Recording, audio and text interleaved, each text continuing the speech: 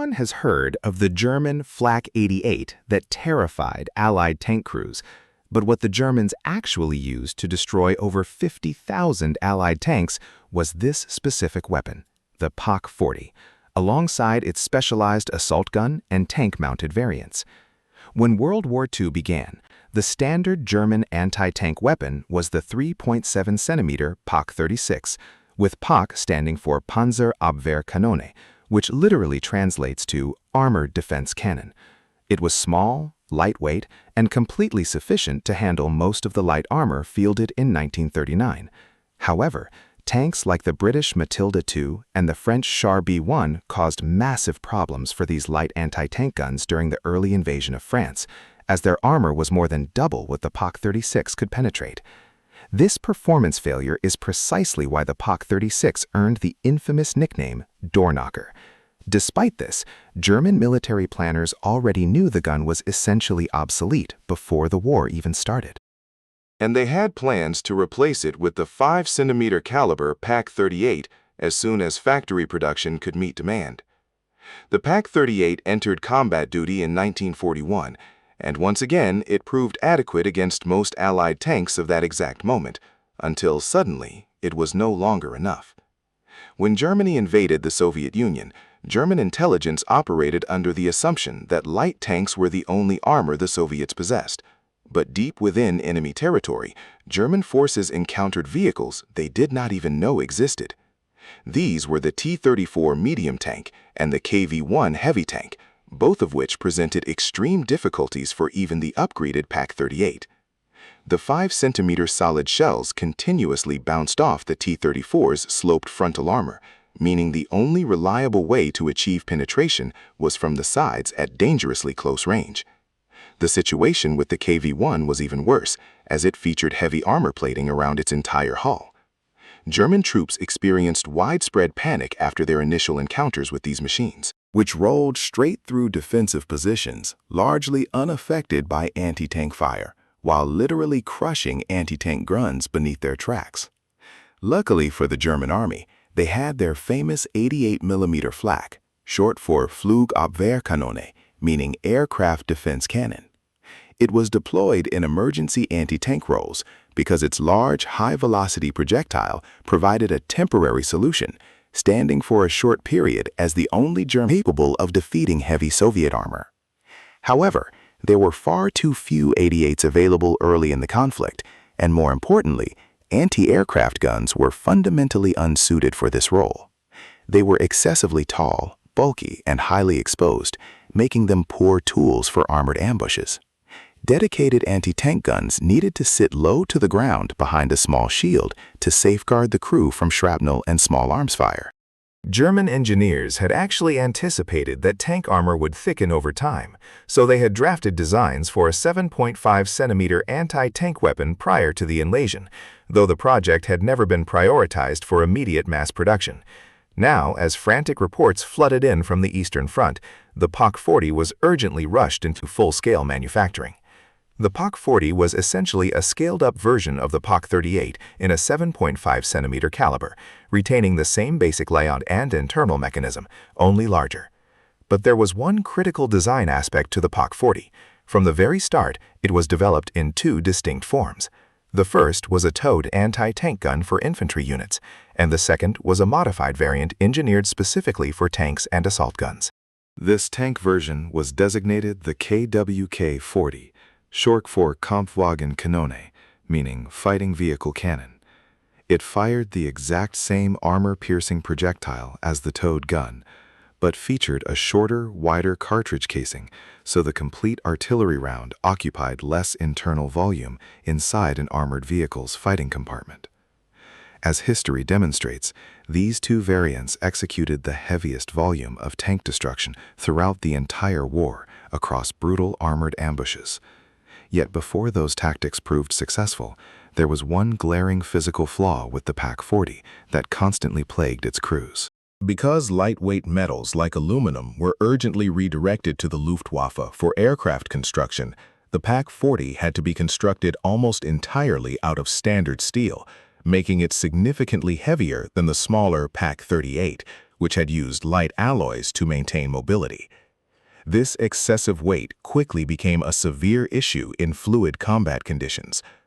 The Pak-40 rested on a split trail carriage equipped with 2 wheels and 2 long trailing legs that spread wide and anchored into the soil to keep the massive recoil from driving the entire platform backward. The mounting mechanism allowed the barrel to traverse roughly 65 degrees from side to side without requiring the crew to shift the actual carriage. A massive muzzle brake was attached to the end of the barrel to absorb the intense, violent recoil generated upon firing. Most importantly, the Pak-40 measured just 1.2 meters in total height. That low profile, unlike the towering 88mm Flak, offered its greatest operational advantage. It could be dug in behind a low embankment, small ridge, or hedgerow, remaining entirely invisible to approaching enemy tanks until it was too late to react. The crew was protected by 2 offset 4mm thick steel shield plates with an air gap between them for enhanced defense against shrapnel and infantry rifle fire. Another crucial engineering feature for ambush tactics was its horizontal sliding semi-automatic breech, which mechanically ejected the spent cartridge casing immediately upon firing. The breech remained open after ejection, allowing the loader to hold the next round ready in his hands and slide it straight into the chamber. The breech would then slam shut automatically, leaving the weapon instantly prepared to fire again. An experienced, well-drilled gun crew could achieve a rate of fire of up to 15 rounds per minute. Its standard armor-piercing round was the Panzer IVs, which exited the muzzle at 750 meters per second and could pierce roughly 100 millimeters of solid armor plating, easily defeating almost any Allied tank of that period.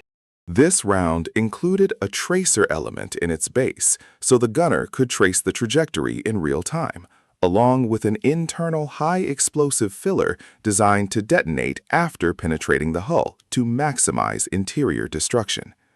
There was also the specialized Panzer IVs, which utilized a sub-caliber core made from super-hard tungsten carbide.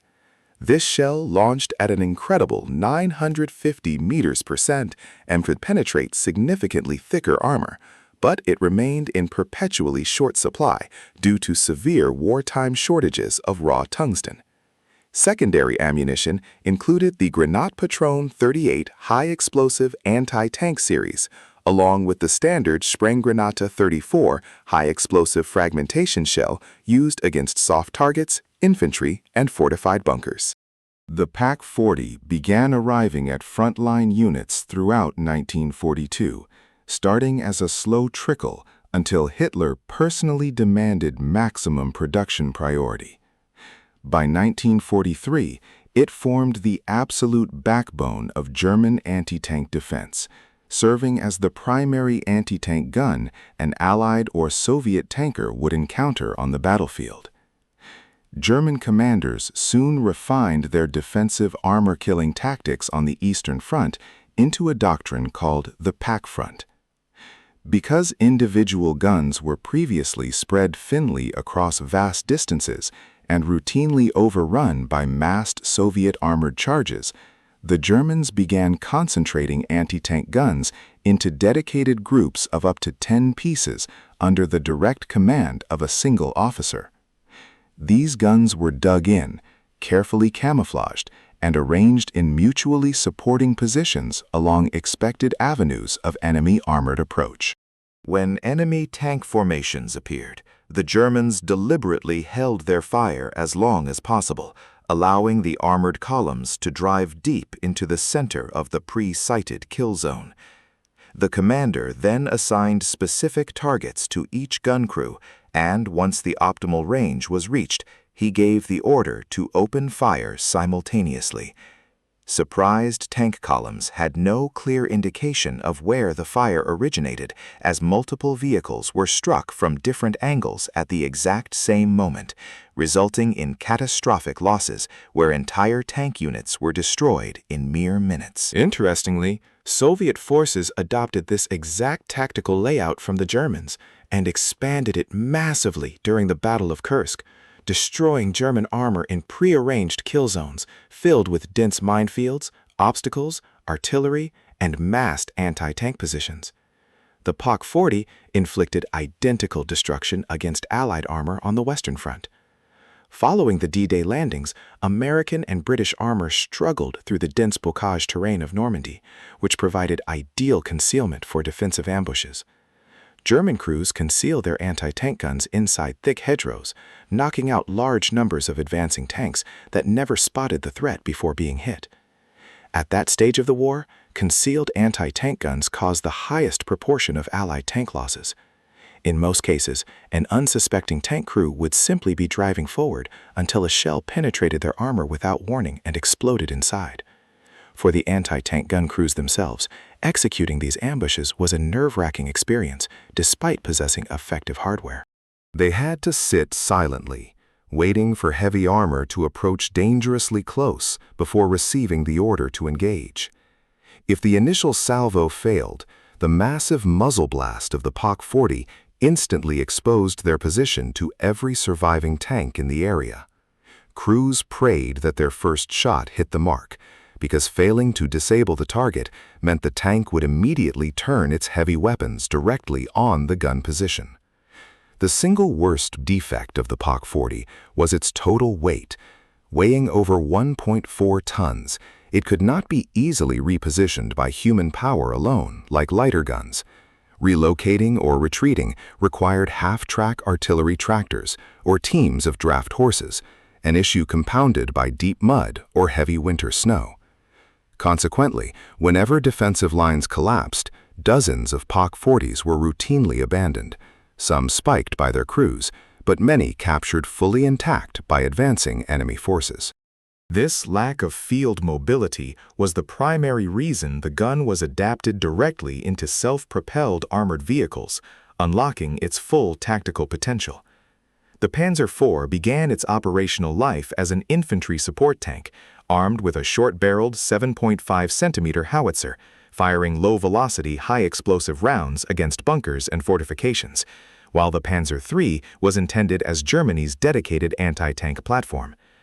The Panzer III was initially armed with a 3.7-centimeter gun, then upgraded to a short 5-centimeter, and eventually to a long 5-centimeter gun. However, when heavy Soviet armor exposed the limits of these weapons, the Panzer III chassis could no longer be upgunned because its turret ring was physically too small to accept anything larger than a 5-centimeter gun. The Panzer IV, on the other hand, possessed a much wider turret ring, allowing engineers to fit the long-barreled Quak 40. Upgraded with this weapon, the long-gun Panzer IV, referred to by the Allies as the Panzer IV Special, transformed into a highly efficient tank killer despite never being originally designed for that role. An identical development occurred with the StuG III assault gun. Originally designed for direct infantry support using the short 7.5-centimeter gun, it was retrofitted with the long anti-tank gun designated the StuG 40. The low silhouette of the StuG III combined with this powerful weapon made it Germany's most effective tank destroyer of the entire war. Seeing the immense success of these mobile platforms and needing to overcome the weight limitations of towed Pak-40s, German designers began mounting the 7.5-centimeter gun onto virtually any available chassis. They utilized captured French and Czech tank hulls alongside obsolete German Panzer II chassis, creating the famous Martyr series of open-topped tank destroyers. The gun was adapted to 8-wheeled armored cars, half-tracks, and even the crude RSO-tracked tractor platform, where a Pak-40 was mounted directly onto a modified farm vehicle. By 1944, the Jagdpanzer IV entered service as a dedicated low-profile tank destroyer built on the Panzer IV chassis, armed with a modified Pak-40 designated the Pak-39, the same weapon fitted to the compact Hetzer tank destroyer. The StuG IV followed a similar design philosophy, mounting the assault gun superstructure onto a Panzer IV hull after Allied strategic bombing damaged the primary StuG III production plant. This weapon system proved capable of destroying virtually any armored vehicle fielded by the Allies for most of the war. However, late-war heavy tanks like the Soviet IS-2 featured heavily sloped frontal armor capable of resisting even the powerful 88mm gun, while the Americans deployed the M26 Pershing near the end of the conflict. Recognizing these emerging threats, German engineers attempted to maintain performance back in 1943 by lengthening the gun barrel by 50 centimeters, allowing the propellant to burn longer inside the tube to achieve higher muzzle velocity. By 1945, no single anti-tank weapon could halt the combined Allied strategic push across all fronts, and German defensive lines were systematically overwhelmed despite inflicting heavy losses. Yet the fall of Nazi Germany did not mark the end of the Pak-40 family. The gun and its vehicle-mounted variants remained in active military inventories for decades following the war, with Syrian Panzer IVs and StuG IIIs utilizing their 7.5 centimeter guns to engage Israeli armor in combat as late as the 1960s.